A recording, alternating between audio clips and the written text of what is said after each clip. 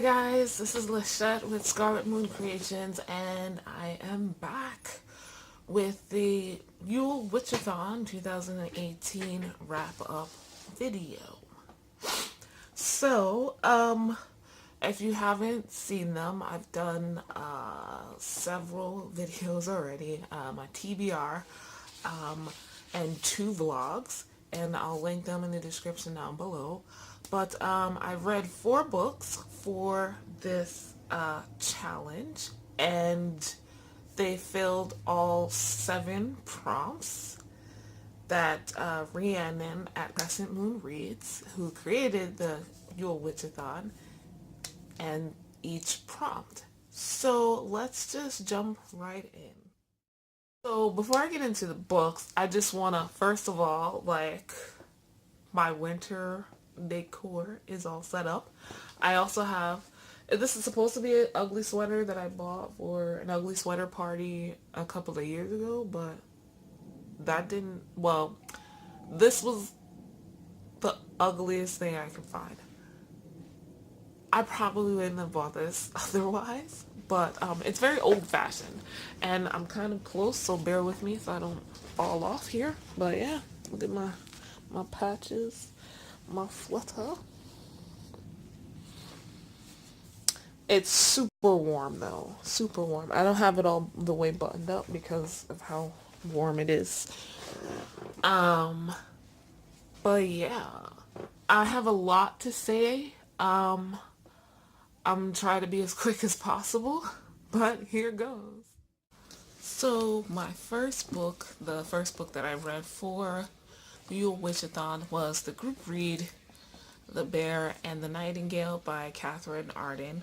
And this book was also definitely also fit the prompt for book with dark subject matter. So there's that. This book, out of all of them, kind of fell in the limbo of I liked it, but I didn't love it, and I didn't hate it. I do want to read the next one in the series, because this is part of a trilogy. This is book 1. But basically this book is about Vasya, which is short for Vasilia, if I'm remembering correctly. And she is a young girl who basically lives in a village on the edge of the forest of Russia in like 13th or 14th century Russia. So like a time when before Russia was one country called Russia. And it's written in like this long form folk tale, fairy tale kind of format. Like it's a chapter book. It's easily understandable, mostly using modern English, but lots of Russian terminology thrown in. So there is a table of contents, an index in the back with some definitions. And apparently I can't, a glossary, there we go.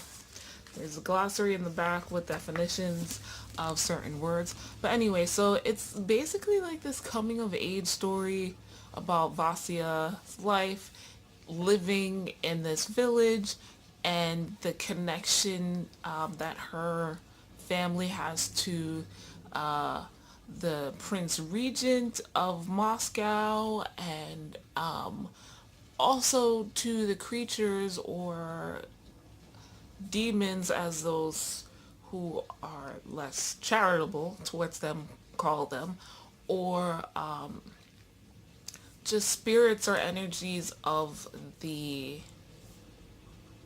area, and how she's related to them, though I can't say that's really wrapped up in this book. But there's a connection that she has to them that we're not 100% sure about, and that gets explored in this. And also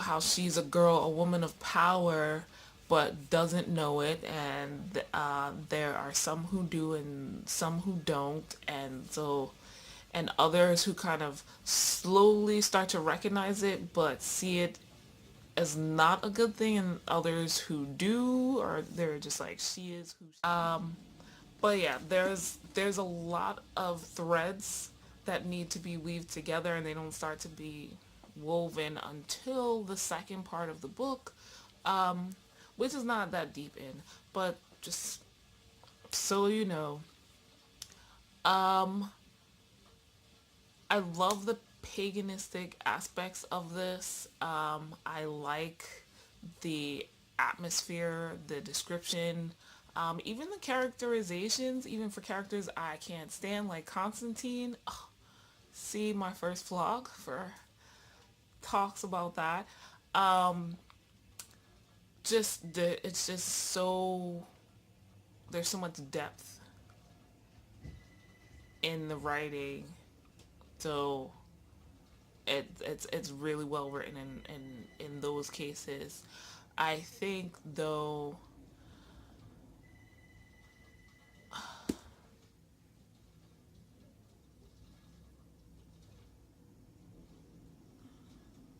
I guess we're not answering the phone. Okay, so my issues derive from the ending. It doesn't feel complete to me, and I'm a little irritated with that. Also, the way the big bad was defeated, I'm like, I don't know how that's going to work out in the next book, and I think when I read the next book, that will inform me how I will truly feel about this one. Because right now, really, I feel suspicious that this was written incomplete on purpose, so there would be a trilogy. And lastly, Vasya, I feel like there are some triggering things in here for some people.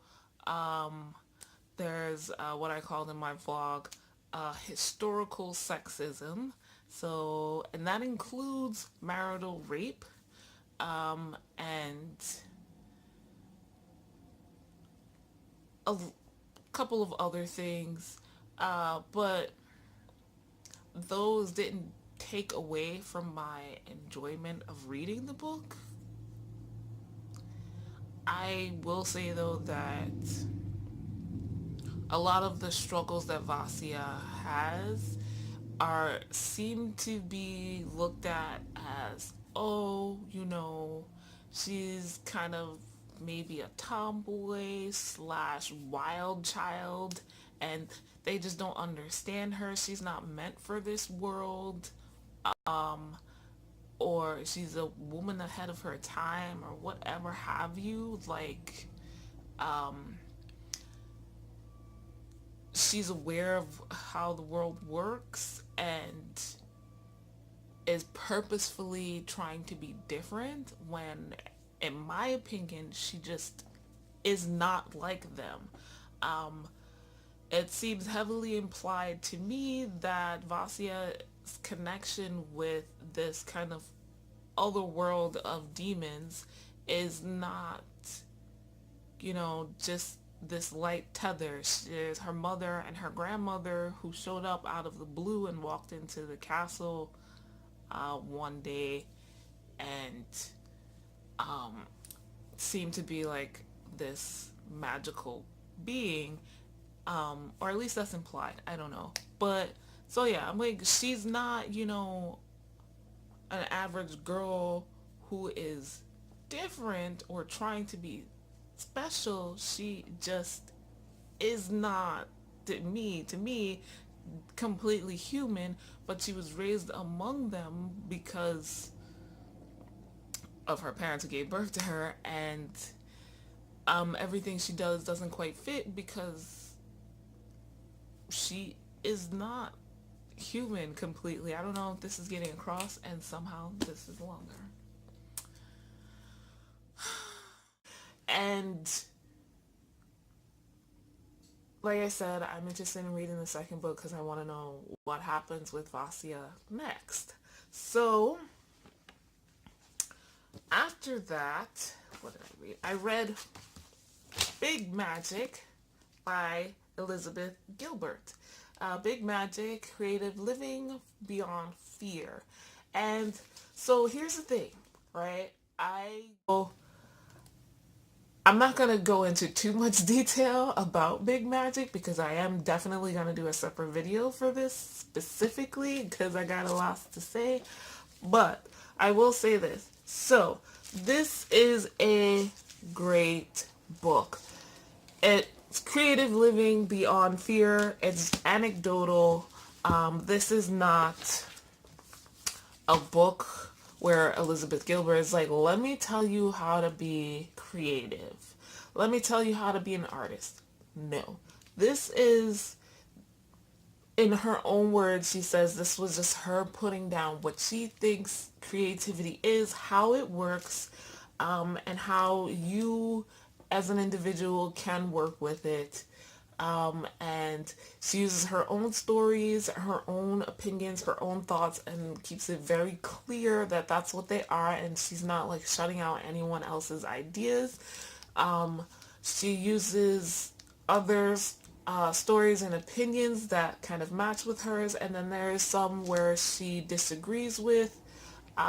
Though it's really only the idea of that you have to suffer for your creativity that she really disagrees with, and I personally agree with that. Like, that has always been a thing to me. Something, an ideal, a value, no. Just a foundation of my personal beliefs, and to see it typed out on a page by somebody else made me very happy. One thing that I really like that. So this book, I should have said that first. This book I read as first and foremost my perspective changing book. You're supposed to read a book that challenges you to see another perspective. That was this book. And the big perspective changing thing, because I don't want to say I've never heard of this, but not in the way that she put it.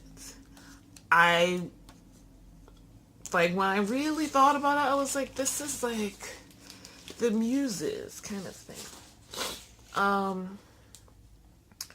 I just was like, wow. And that's where the big magic works. So what she says, I'm just going to read you guys really quick. So I should explain at this point that I spent my entire life in devotion to creativity, and along the way I've developed a set of beliefs about how it works and how to work with it. This is entirely and unapologetically based upon magical thinking. So right there, I'm like, I'm listening extra hard. And when I refer to magic, I mean it literally, like in the Hogwarts sense. And how interesting that I read a Harry Potter book during this challenge as well. I am referring to the supernatural, the mystical, the inexplicable, the surreal, the divine, the transcendent, the otherworldly. Because the truth is, I believe that creativity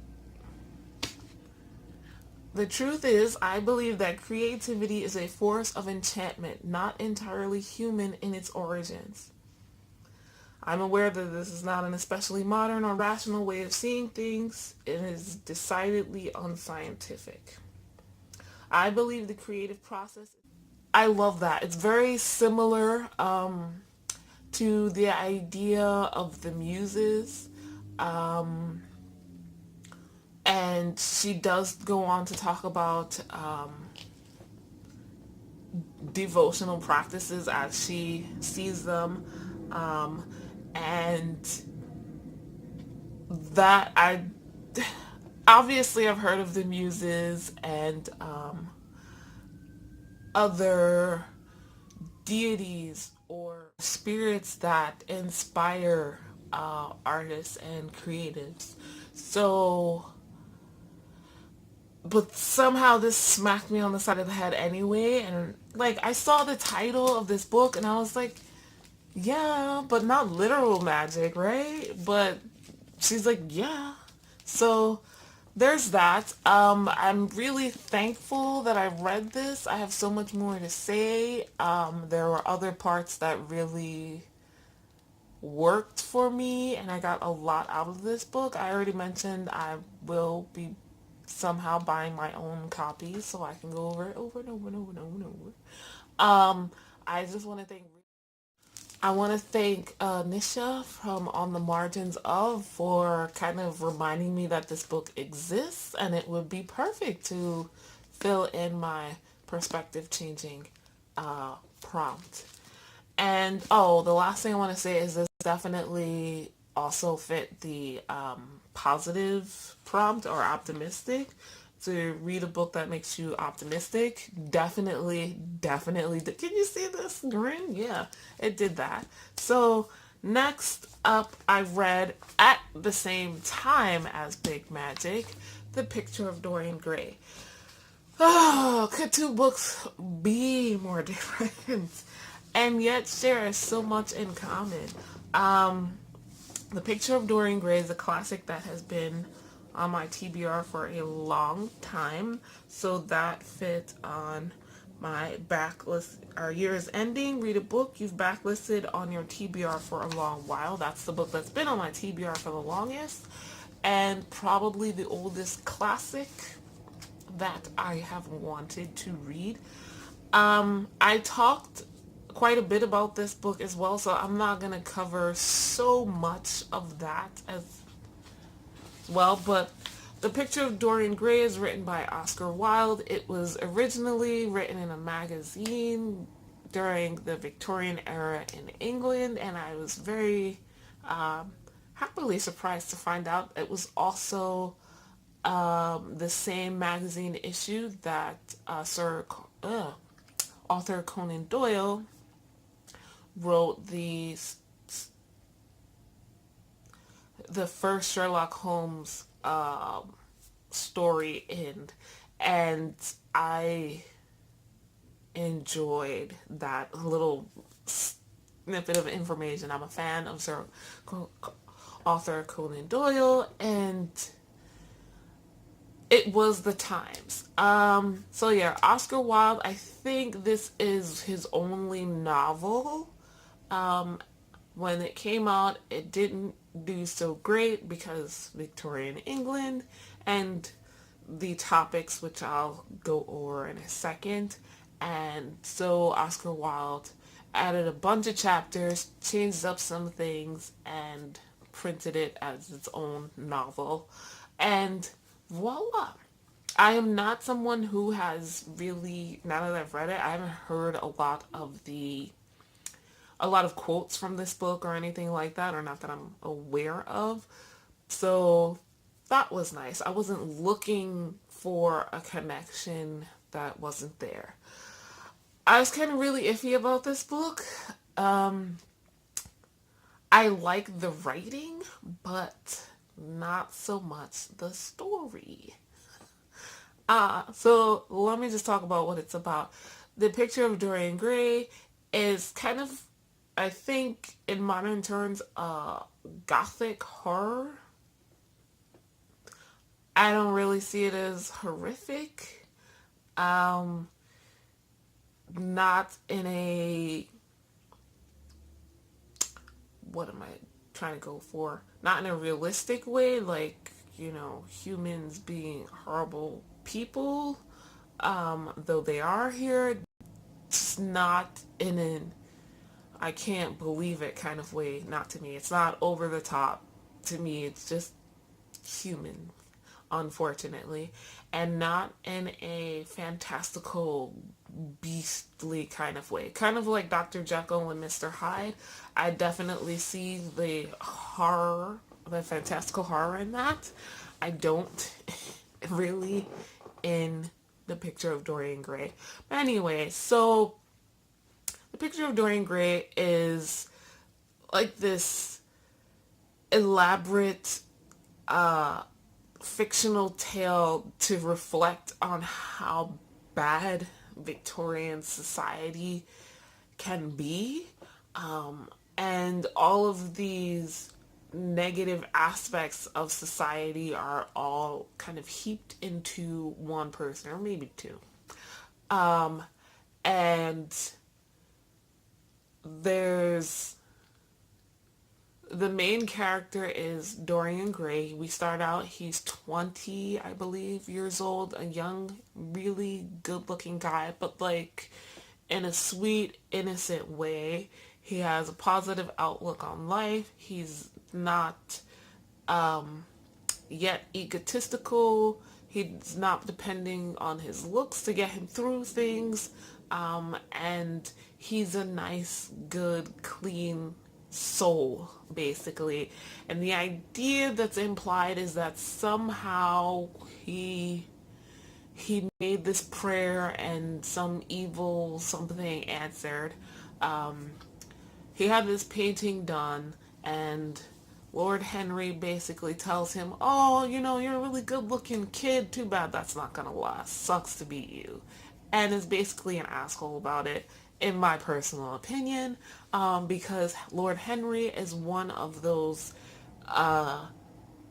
characters that embodies a lot of the negative aspects of Victorian society. He's rich, he's indolent, he's not faithful to his wife, he's manipulative, and he doesn't care about the poor or those he deems as lesser than him, and he talks a lot of shit and doesn't back it up, in my opinion. But this is from my poor woman's background. So that's the negative influence that comes into Dorian's life. And so the first 10 chapters are basically about how badly Lord Henry influences Dorian. And then the last 10 chapters are about how badly Dorian has turned out. And in the last 10 chapters, this is more where Oscar Wilde being excuse me while I try to pronounce this word properly. Aestheticism. I probably mispronounced that, but I did my best. And there's entire chapters of descriptions of stuff, and it's so there's that. I just really detested Lord Henry. I'm not a fan of someone who is that manipulative with no end game. He was basically just using people, particularly Dorian Gray, as lab rats to see what they would do if he said such and such. Like, oh, this is interesting. Maybe if I say this or I send that book and blah, blah, blah. I'm just like, you're a dick. And you can only do this because you have nothing else to do with yourself. Like, you can't make yourself a helpful person in society. Like, anyway,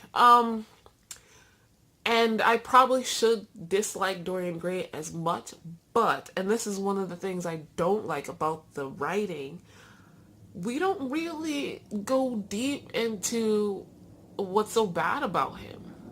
Like, we hear about rumors and people are saying you ruined this one and you talked about someone else and now no one else will talk to her, and I'm just like, but what did he do?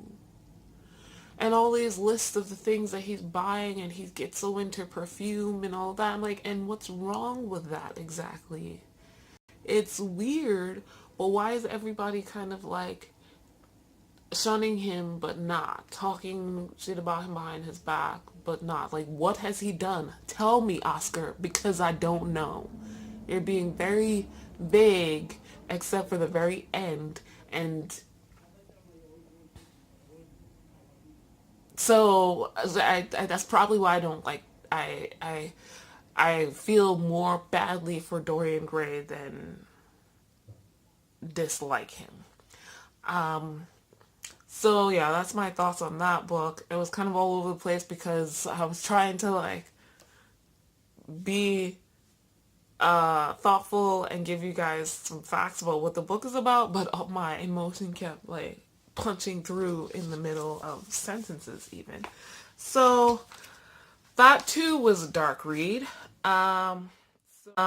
So there's that. That was my longest book on my TBR for that prompt. And lastly, it fit the book that I received as a gift.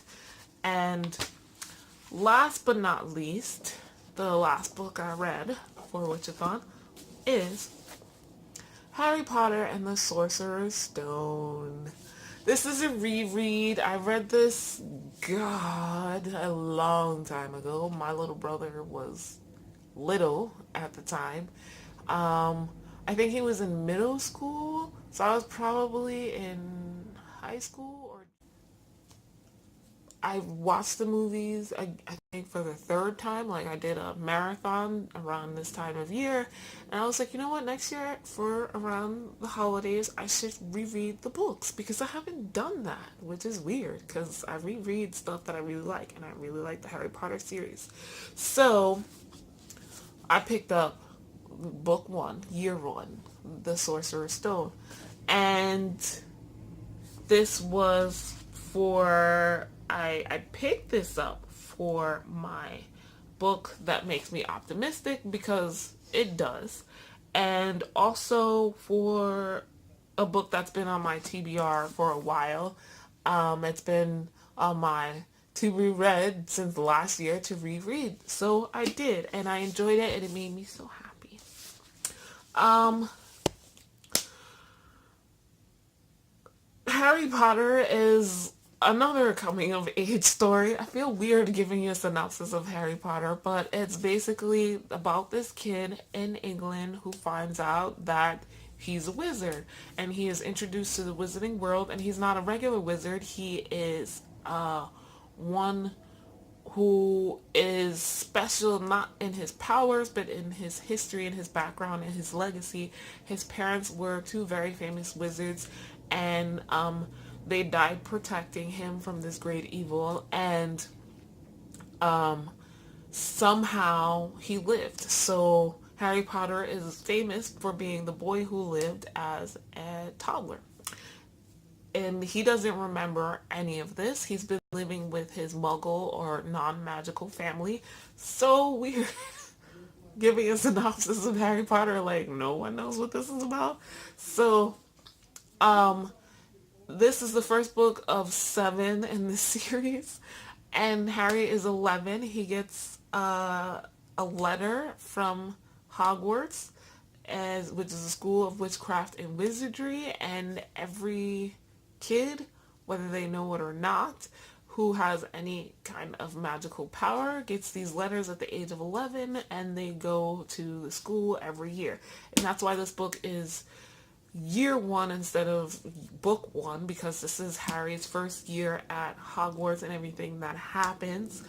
Like I said, he was completely clueless, so he finds out that, you know, he has magical powers about his family and everything like that. All in this book, he learns about the wizarding world, which is within our very magical world, behind the scenes, underground, all these magical creatures, and he goes to school to learn how to use his powers. And along the way, he makes some friends and some enemies, and no one enemy starts to come back, and he gets some mentors along the way, and it's just obviously the magical system is amazing. The book is by J.K. Rowling, if you don't know, and it made me so happy.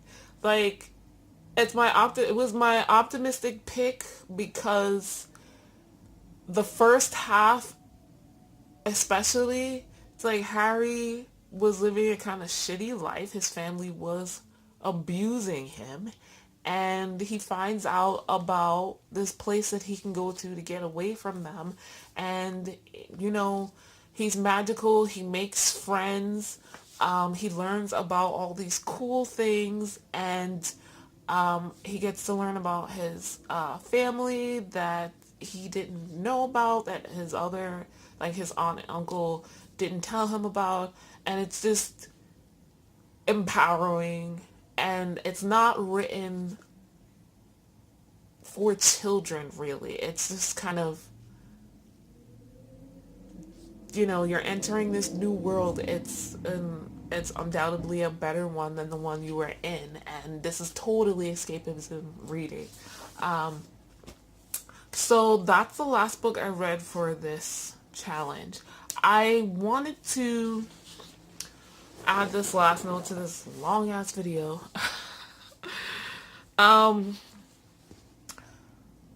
It is very serendipitous that I read these 4 books, that these 4 books that I picked for this challenge are the ones that I read.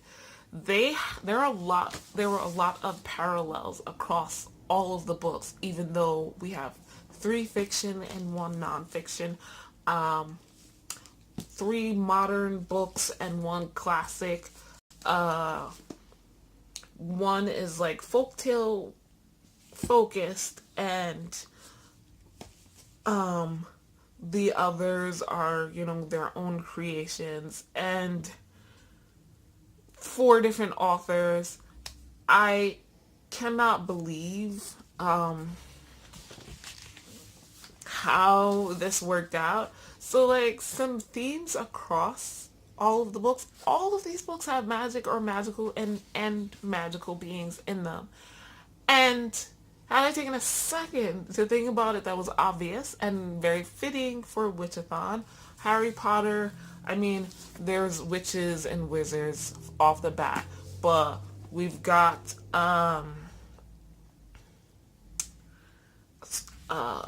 ghosts and a magical castle, moving pictures, magical drinks and food, and they fly on broomsticks, and magic just everywhere. Dragons are mentioned, and there's more. I'm trying not to go into the rest of the series. In Big Magic, as I mentioned, Elizabeth Gilbert sees creativity as a energy of its own that we can devote ourselves to as people, and it has a mind of its own. Each idea has a mind of its own, and we can work with these beings, these spirits of ideas, to create something, and that is absolutely amazing. The Bear and the Nightingale, we have all of the creatures, as they call them, or demons, as some of the negative sounding characters in this book call them, and house spirits, the Rusalka in the river, the Winter King, the bear. What I'm trying to think of, what else? The spirit of the bathhouse, and the spirits of the not the shed, but I'm trying to think of what it's called. The Dorvoy, the guardian of the yard is one. The woodland spirits and forest animals, and this is the guardian of the horses. So all of those spirits and beings, and then the horses, oh my goodness, they're also magical. And then we have the picture of Dorian Gray, where we don't know exactly what happened. Another reason why that detracted from this book for me, um, is the fact that this somehow Dorian prayed that he would never age and his picture could age in his place, and it happened. There's the prevailing idea, it's like a Faustian framework or something, and Faust, I think it's called Faust, is like this book that's even older than the picture of Dorian Gray, and the idea is that the character Faust sold his soul to the devil because he was bored. And to get, magical power and I think riches or something.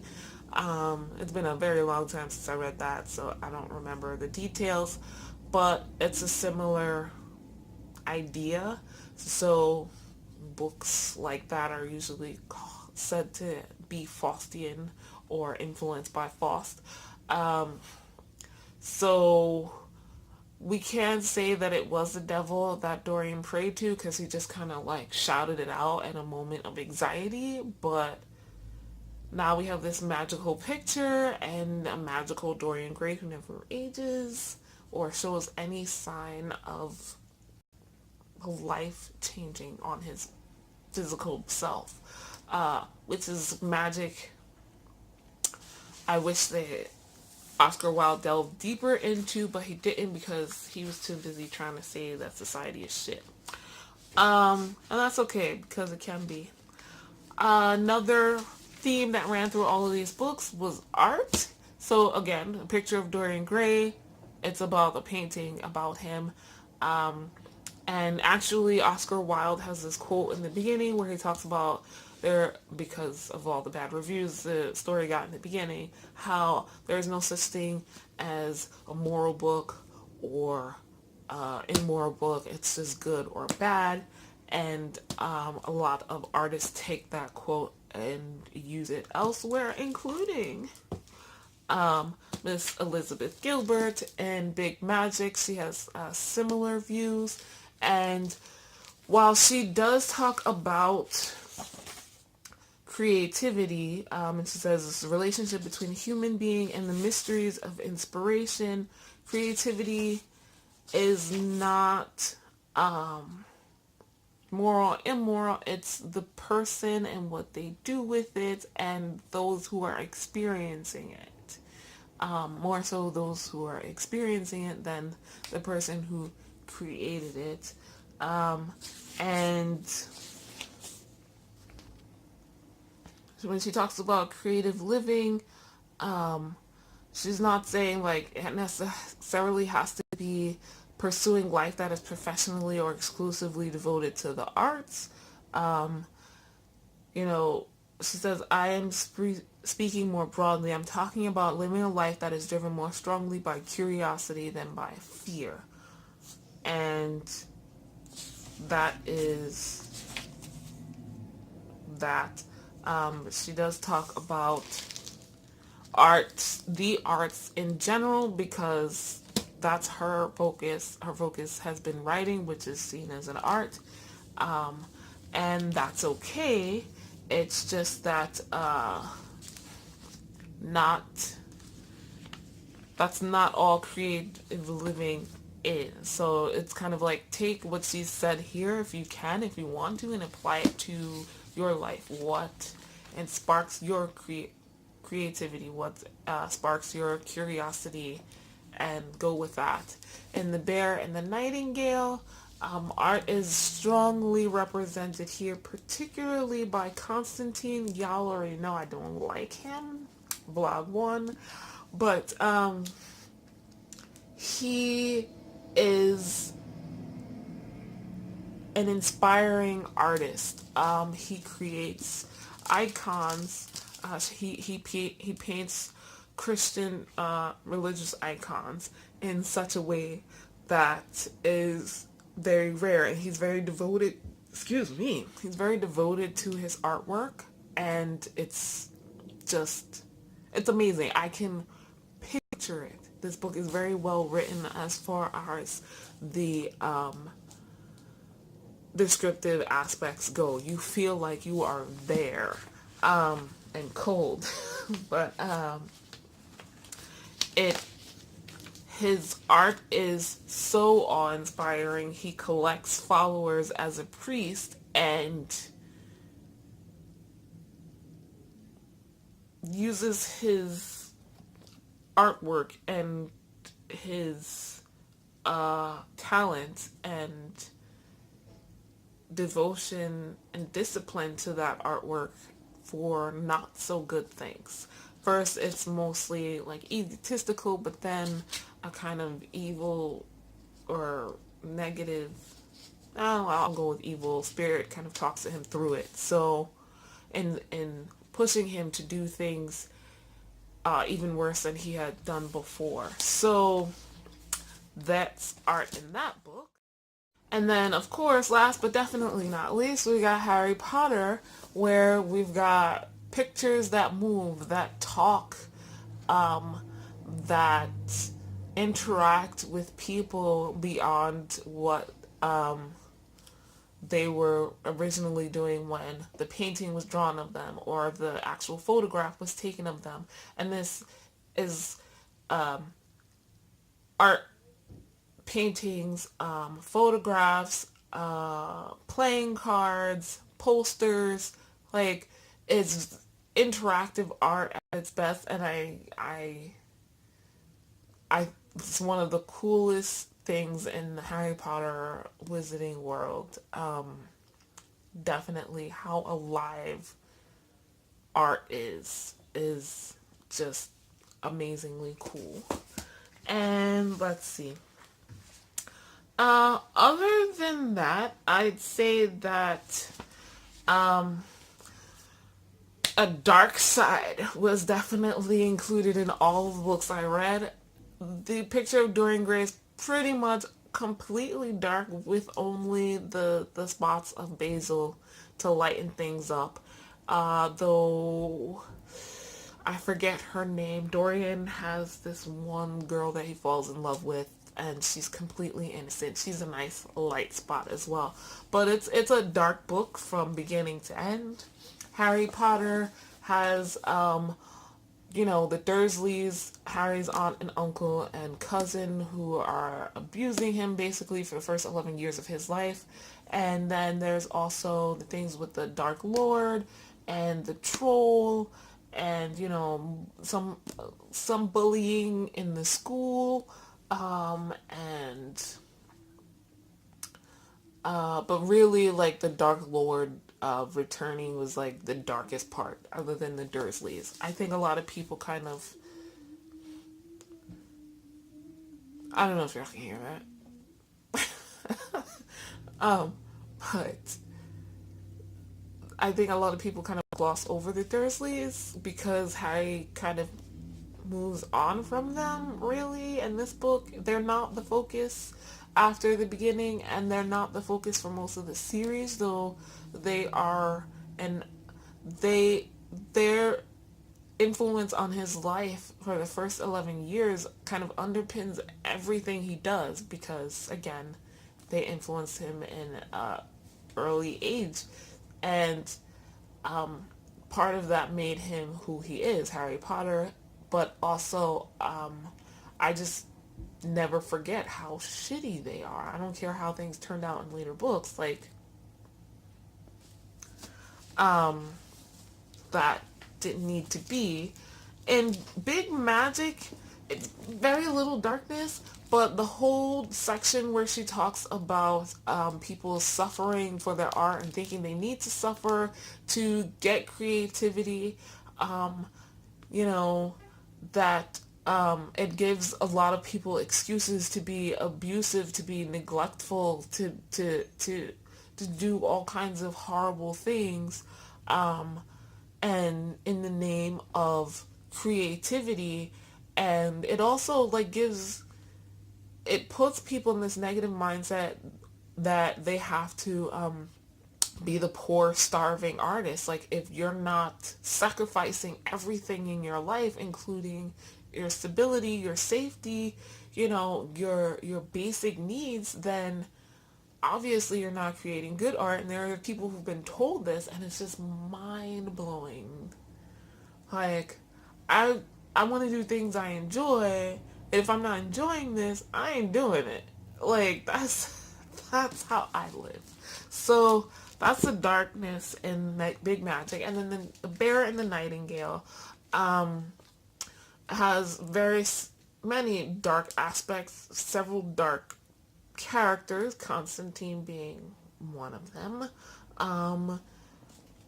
as a regular guy. And then there's the bear as a magical being or spirit. There are, I think they're like zombies. And how the people start treating Vasya, she starts to get older. There's dark themes within the religious aspects of things. And then they're almost literally in the dark for a lot of this.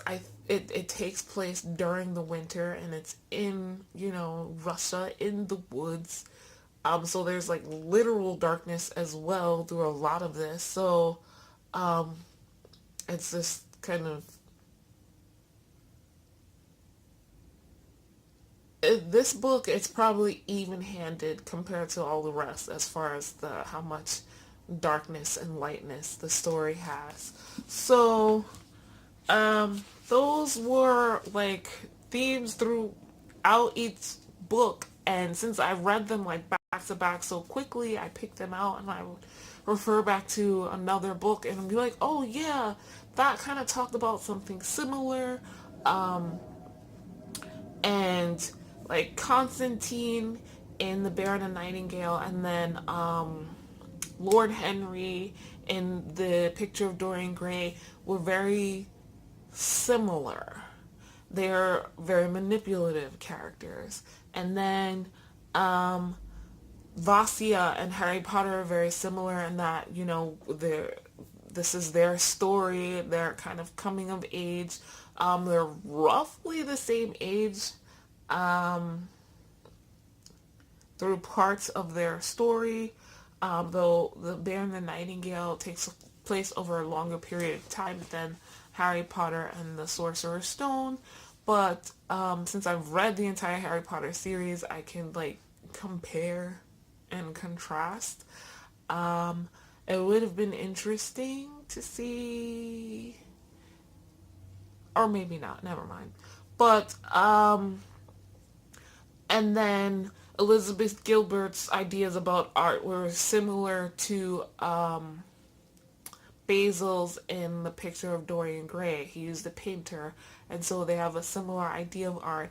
And then there's stuff that kind of contrasted between each book. And I don't want to keep going because this video is already so long. Oh, God. I was trying to put this book up, but I enjoyed this Yule Readathon even more than I enjoyed the Samhain one. So I'm plan on participating in the Ostara Witchathon, which will be in March. So look forward to a TBR video for that. I'm very thankful again to Rhiannon from Crescent Moon Reads, link in the description, for creating this readathon. And I can't wait for the next one. I'll see you guys in the next video.